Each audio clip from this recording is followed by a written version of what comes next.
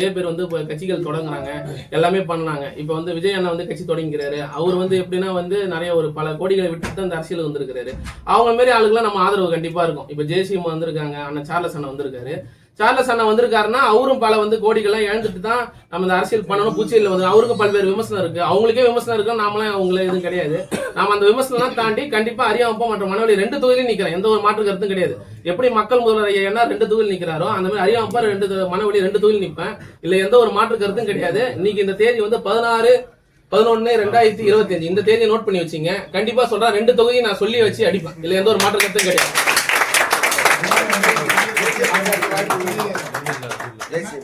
என்னால் வந்து புதிய கட்சி ஆரம்பிச்சாரு. அதனால அவர் தான் தலைவர். 2 தொகுதியில வந்து நிக்கிறாரு. நீங்க வந்து இன்னொரு கட்சியை சார்ந்தோ இல்ல தனிப்பட்ட முறையில தான் நீங்க வந்து நிக்கிறீங்க.